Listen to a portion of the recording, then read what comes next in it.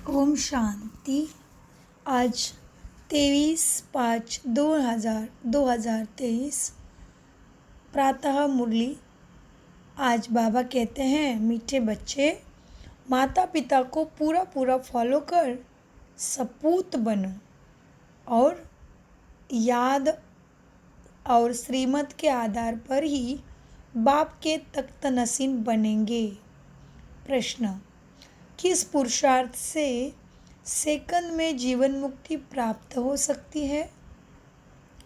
उत्तर: पुरुषार्थ करो अंत काल में एक बाप के सिवाय दूसरा कोई भी याद न आए। इसके लिए बुद्धि को ग्रस्त व्यवहार में रहते भी क्या करना है? सारे कर्म करते टाइम भी न्यारा रखो और जो भी हो चुका है पास्ट में, सुख है या कमियां है, दुख है, तो बाबा कहते बच्चे, बाबा मिला है ना अभी, तो सब कुछ भूलते जाओ, श्रीमत पर चलते रहो, किसी को भी कांटा नहीं लगाओ। हर कदम में माता पिता को फॉलो करो। कैसे फॉलो करेंगे? तो ब्रह्मा बाबा ने कैसे पुरुषार्थ किया और शिव बाबा की आज्ञा का पालन किया, ये है हर कदम में माता पिता को फॉलो करो। कोई भी कमी है तो अविनाशी सर्जन को सच सच बताओ।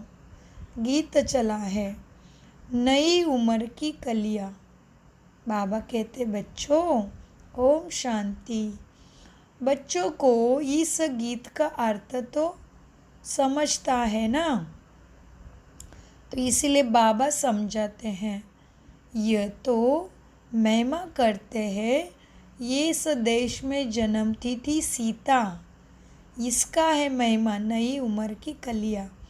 यूँ तो वास्तव में मेल और फीमेल सब आत्मा होने के कारण सब सीताएं ही है, क्योंकि सब भक्तियाँ हैं, भक्ति करते हैं, सब भगवान को याद करते हैं। ये सजनियाँ साजन को याद करती, किस लिए? फूल बनने के लिए। फूल माना कमल फूल समान, आत्मा के सातों गुणों से भी फूल, स्वभाव संस्कारों से भी ब्रह्मा बाप समान, देवी देवता जैसे। इसलिए बाबा कहते फूल बनने के लिए कहते भी है ना, कमल फूल समान रहना है।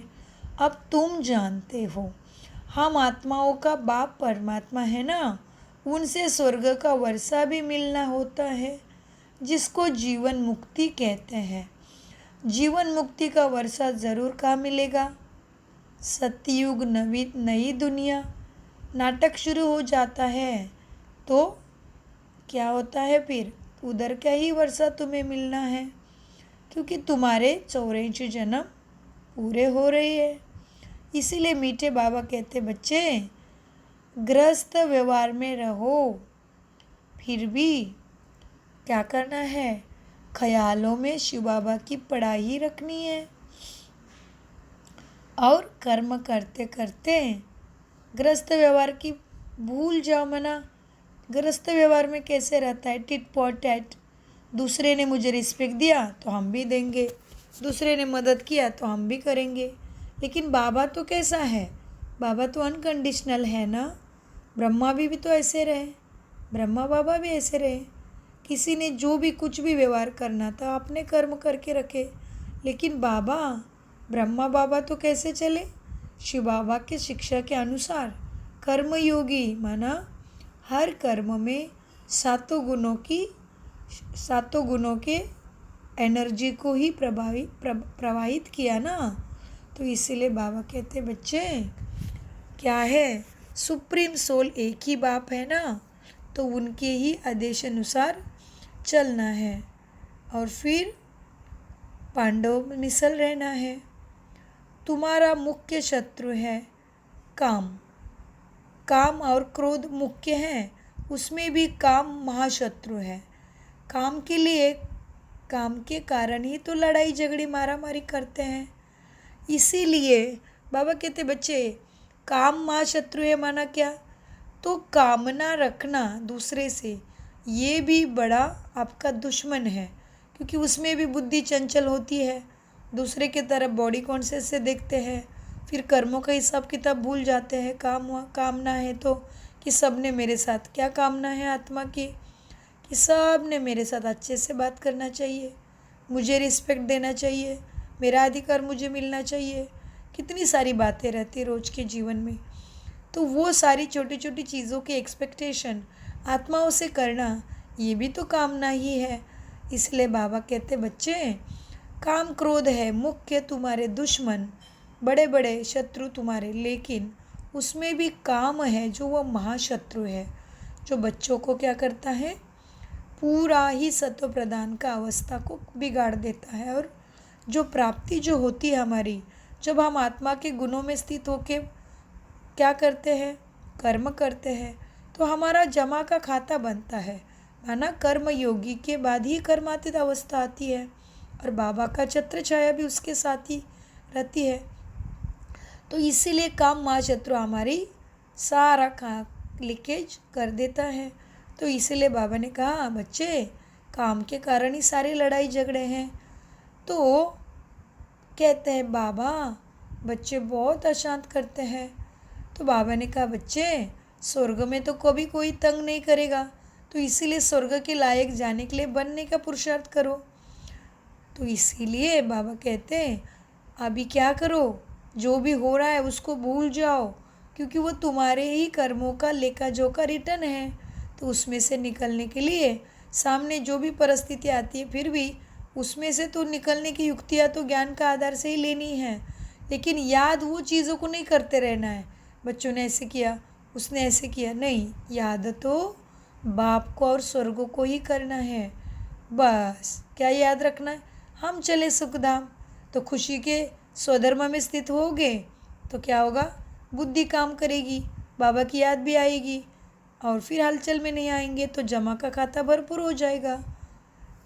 तो फिर क्या, बाबा ने कहा ना, तीनों रिश्ते का प्यार मिलेगा, फिर तीनों रिश्तों से जमा होगा, बाप से वर्षा, गुरु से इनकम, और फिर सदगुरु से वरदान, तो उसके हकदार बनेंगे। तो मीठे मीठे सिक्के लदे बच्चों प्रति बाप दादा का याद प्यारा और गुड मॉर्निंग। रूहानी बाप की रूहानी बच्चों को नमस्ते। हम प्यारे प्यारे रूहानी आज्ञाकारी सिक्की लदे मीठे मीठे बच्चों का बाप दादा को याद प्यारा और गुड मॉर्निंग। धारणा के लिए क्या है, माता पिता के तख्त को जीतने की दौड़ लगानी है, पूरा फॉलो करना पड़े। नंबर 2, पुराने कांटों से संबंध तोड़। पुराने कांटों से संबंध तोड़ माना जो भी रिश्ते संबंधी है, भले बहुत अच्छे भी होंगे तो भी प्यार में नहीं फंसो, क्योंकि वो प्यार भी फिर नुकसान करेगा मनुष्य के साथ होगा तो। और भले तकलीफ़ देते हैं फिर भी उसमें नहीं फंसो, मतलब उनके बारे में चिंतन मत करो कि ऐसे हैं वैसे हैं, नहीं, जो भी है बाबा को बता दो। इसलिए बाबा कहते बच्चे, पुराने कांटों से संबंध तोड़ो, मेरा तो एक शिव बाबा दूसरा ना कोई, इस निश्चय में पक्का रहना है। वरदान, और क्या दिया वरदान बाबा ने फिर, हर गुण व शक्ति को अपना स्वरूप बनाने वाले बाप समान भव। कितना बड़ा वरदान मिला देखो, बाप समान संपन्न भव। तो बाबा कैसा है, सारे गुण और शक्तियों का सागर है, और शिव बाबा के वजह ऐसा ही ब्रह्मा बाबा भी बन गया। तो हमें क्या करना है, हर गुण व शक्तियों को अपना स्वरूप बनाने वाले ही बाप समान संपन्न भव बनेंगे। तो उसके लिए बाबा कहते बच्चे, जो बच्चे बाप समान संपन्न बनने वाले हैं ना, वह सदा यह स्वरूप सर्वगुण और सर्व शक्तियों स्वरूप रहेंगे। स्वरूप अर्थात क्या, अपना रूप ही वह बन जाए, गुण व शक्ति अलग नहीं हो लेकिन रूप में समाये हुए हो। जैसे कमज़ोर संस्कार या कोई अवगुण बहुत काल से स्वरूप बन गए हैं ना, उसको धारण करने की मेहनत नहीं करते, वो अपने आप आ गया है, क्योंकि अनेक जन्मों का। तो अभी क्या मेहनत करना है, आत्मा के गुणों का और शक्तियों को अपने स्वरूप में समाये हुए रखो, उसको धारण करने की मेहनत करनी है ना। ऐसे हर गुण हर शक्ति निज स्वरूप बन जाए। जैसे तुम्हारे कमजोरी के संस्कार हो गए, अवगुणों के संस्कार बहुत स्वरूप में आ गए हैं ना, उसको निकालने की मेहनत कर। शक्ति और गुण अपना निजी स्वरूप बन जाए। याद करने की भी मेहनत करनी नहीं पड़े, लेकिन याद में समाये रहे, तब कहेंगे बाप समान। देखो, बाप समान का वरदान हमारे लिए कब लागू होगा, तो अभी बाबा ने बताया विस्तार में। स्लोगन, बाबा शब्द ही सर्व खजानों की चाबी है, सदा इसे अपने पास स्मृति में संभाल कर रखो। ओम शांति। मीठे मीठे प्यारे बाप दादा का अनगिनत पदम गुना शुक्रिया शुक्रिया शुक्रिया।